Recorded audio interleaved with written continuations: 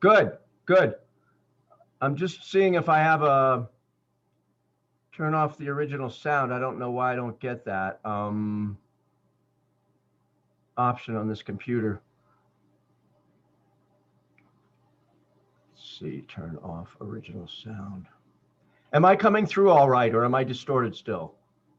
Or you're coming through all right. Not, am I loud enough? Yeah, you're perfect. Okay, okay. I'm not going to suppress the background noise. Suppress. No, it says auto. Okay. Good. You're coming along with this. It's more steady now. So let's jump up to 11, please. We were probably right there. So 11. Yeah.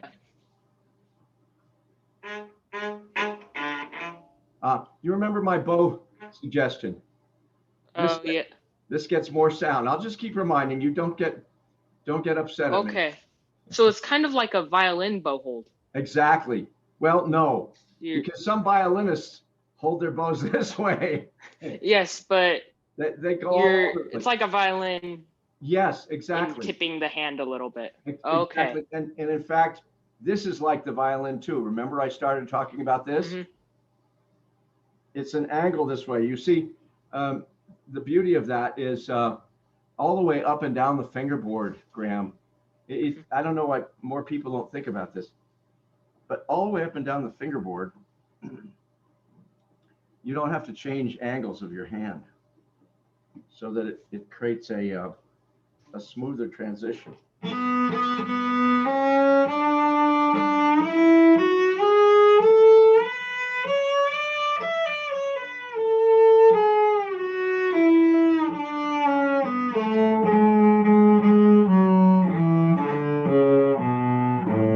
It doesn't work if you don't add the back motion to it. Because you see, as cellists, we were taught in the beginning, we were taught to spread and go square to the board, right?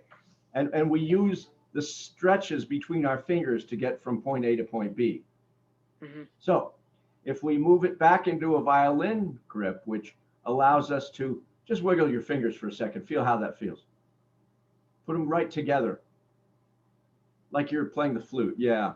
You feel how easy that they move then? Yeah. So when you stretch those fingers out, it's just stiff. It's harder to move fast. You know, it's just the way our bodies are made. So anyway, this is part of the whole movement of the back that comes around. And it goes.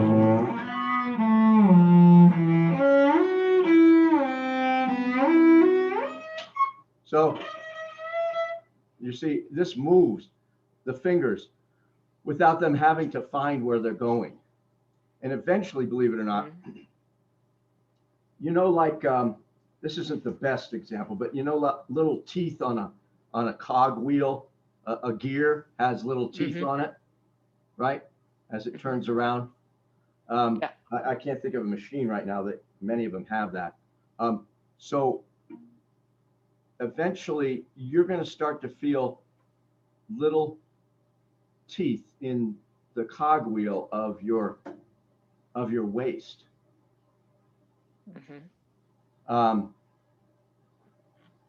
Ski lifts have that. They have big wheels that move the but they don't have teeth. They just have, you know, the wire of the chair come around. But if those were to have little teeth, they would actually articulate all the way up and look at these as the chair, kind of the end of the chair lift. This is the chair here. And so as that big wheel rotates, look at your body as a cylinder, you know, and you got a wheel down in your hips. They can rotate 180 degrees, most of us, right? So that is what completes this approach to the fingerboard. Now, it's going to feel a little insecure. I guarantee you. You have to get used to that for the moment, because you're going to have been finding notes with this approach, right? So far, I mean, up until now, you've done very well with it, and your hands are really not that tight. You know, I think you play great, but this is going to add to the ability of speed.